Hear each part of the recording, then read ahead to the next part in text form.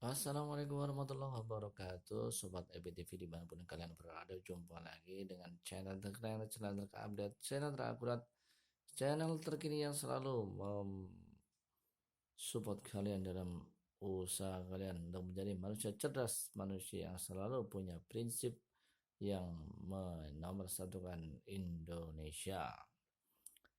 Baik sobat EBTV dimanapun kalian berada, semoga kalian sehat selalu, cerdas selalu, dan selalu memberikan yang terbaik buat diri kalian, keluarga kalian, dan bangsa ini. Sobat EBTV dimanapun kalian berada, kami doakan kalian semoga selalu dalam keadaan sehat, diberkahi rezekinya, dan jangan lupa selalu untuk menjaga sholat 5 waktu, karena itu adalah bekal hidupmu dan akhiratmu. Dan juga jangan lupa bahagiakan selalu orang tuamu, karena ia adalah tiket menuju surgamu. Baik Sobat EBTV alias Anies Baswedan Televisi, bagaimana kami akan menyajikan berita terkeren, bagaimana Bapak Anies Baswedan, tauladan kita, Bapak Anies Baswedan, jagoan kita, Bapak Anies Baswedan, calon presiden Indonesia 2024, bicara tentang polarisasi pemilu, contohkan duel biru merah Manchester City vs MU. Dikutip dari newsdetik.com, dipantau daripada pantauan udara kami dari media ternama di Indonesia, newsdetik.com. Anies bicara polarisasi pemilu, contohkan duel biru merah Manchester City vs MU. Inilah bagaimana cara menjelaskan tentang berdemokrasi. Bagaimana demokrasi ini dijalani dengan penuh kegembiraan. Demokrasi dan tahapan-tahapan pemilu bagaimana dijalani dengan kedewasaan. Bicara tentang polarisasi pemilu, Anies Baswedan mengatakan bahwa itu adalah satu keniscayaan. Dilaporkan dari Jakarta, Gubernur DKI Jakarta Anies Baswedan bicara soal polarisasi di masa pemilu. Anies menilai polarisasi adalah hal wajar dalam proses pemilu. Jadi ini wajar saudara, dari para politisi tidak usah menakut-nakuti rakyat. Itu adalah satu hal wajar, namanya pilihan. Jangankan tingkat pilpres, tingkat ide saja banyak polarisasi, tetapi itu hanya sesaat. Setelahnya ya selesai gitu. Gubernur DKI Jakarta Anies Baswedan bicara soal polarisasi di masa pemilu. Anies menilai polarisasi adalah hal wajar dalam proses pemilu. Yang penting adalah ketika kita memasuki proses ini, maka kita harus sadar. Kita apa? Harus sadar, saudara. Nah, ini kesadaran ini yang kadang-kadang sebenarnya rakyat kecil sadar, tetapi yang bikin dia sadar adalah para pendukungnya yang akhirnya menjadi ini sebuah benturan. Jadi itu pada pendukung daripada pemilih ini yang justru adalah mereka kurang sadar dan kurang dewasa. Saya ditekankan oleh Anies Baswedan, yang penting adalah ketika kita masuki proses ini harus sadar, pasti akan terjadi polarisasi. Polarisasi terjadi antara 2, 3, 4 kubu. Dan kita tidak perlu khawatir, kata Anies Baswedan, dengan proses itu. Karena itu nature, itu alamiah proses pemilihan. Kata Anies dalam acara Indonesia Millennial and Gen Z Summit 2022 di Jakarta Selatan, Jumat 30 September 2022. Satu ungkapan yang cerdas dari seorang pemimpin bangsa yang punya intelijensia luar biasa. Dari sesuatu yang sederhana, maka dibahasakan dengan bahasa yang gampang dipahami. Anies kemudian mencontohkan duel Manchester United melawan Manchester City. Saat pertandingan, kata Anies Baswedan, saat pertandingan berlangsung, maka warga Manchester akan terbagi menjadi dua kubu, kubu biru dan kubu merah. Ya. Sudah tahu kan klub Manchester City dengan kaos biru, dan MU biasanya pakai kaos merah. Kalau Manchester City bertanding lawan MU, ya terjadi polarisasi antara itu biru atau merah. Kemudian birunya udah kusam, merahnya udah enggak cerah, itu normal. Tapi pada ujungnya setelah pertandingan maka semua baju merah, baju biru itu hilang. Kita sekarang bicara sebagai orang Manchester, ini adalah contoh.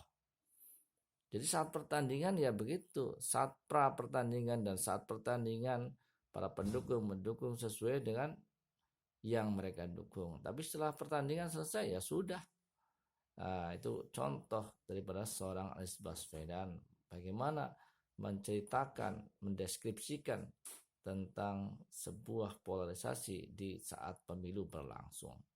Anies mengatakan masyarakat sering khawatir polarisasi menimbulkan perpecahan. Padahal Anies memandang perbedaan pendapat merupakan hal yang lumrah. Jadi lumrah saja saudara, tidak usah dibesar-besarkan. Jangan tidak perlu didramatisir. Karena kita ini sudah pada dewasa. Kita kadang-kadang khawatir, waduh jangan sampai pemilu ini terjadi polarisasi loh.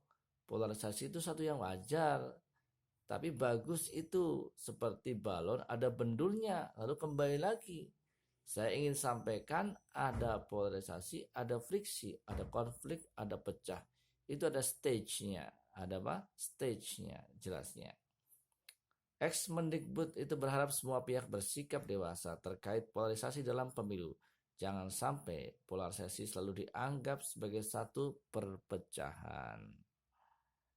Kita harus dewasa, jangan setiap kali ada polarisasi karena pemilu, lalu dianggap terjadi perpecahan. Nah, yang penting selesai pertandingan, maka semua kembali kepada posisi awal sebagai warga negara. Sekarang bekerja bersama. Begitu, saudara. Jadi setelah kontestasi selesai ya selesai. Ya. Anies juga menilai setiap kampanye politik pasti menonjolkan kekuatannya dan melabeli negatif lawan politiknya. Karena itu, dia mengusulkan publik dapat menilai masing-masing calon berdasarkan rekam kerjanya. Jadi bukan pada partainya, bukan pada personal secara pribadi atau secara private, tetapi adalah bagaimana rekam kerjanya, jejak digitalnya. Bukan masalah private, tetapi bagaimana dia kinerjanya dalam membangun bangsa ini. Ya, kontribusinya terhadap bangsa ini. Kenapa? Kata Anies. Karena di dalam masa kampanye, masing-masing pihak akan menonjolkan kekuatannya dan akan melabelkan negatif pada lawannya. Itu dua-dua terjadi. Jadi Anies menerangkan bahwa seringkali ya para pendukung, para tim kampanye itu menggunakan segala cara untuk memenangkan kontestasi tersebut. Kadang-kadang aib diungkap, ya, kadang-kadang kekurangan di wilayah private diungkap sehingga menyerang pihak lawan. Ini yang tidak dikehendaki. Jadi bagaimana wilayah-wilayah pribadi ini tidak perlu diungkit-ungkit. Yang penting adalah bagaimana kerjanya dia, bagaimana kinerjanya kepada bangsa, apa kemampuannya. Begitu. Ketika proses kampanye itu publik perlu dirangsang, kata Anies. Dari sekarang mari kita bersiap melihat rekam jejak untuk melihat apa yang sudah dikaryakan, apa yang sudah dihasilkan, sehingga ketika masuk fase pemilu nanti, pada saat proses muncul isu-isu emosional, maka dia tidak menutup tema-tema penting yang menyangkut kesejahteraan masyarakat, menyangkut kelangsungan demokrasi, pungkas Anies. Inilah salah satu yang menjadi daya tarik dari Anies Baswedan. Semua yang dijelaskan adalah sangat edukatif, sangat mendidik.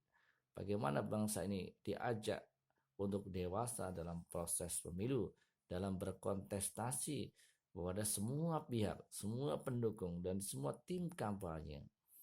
Untuk mari kita bangun demokrasi Indonesia secara dewasa. Demokrasi kita bangun secara jujur. demokrasi kita bangun secara bermartabat dan beradab.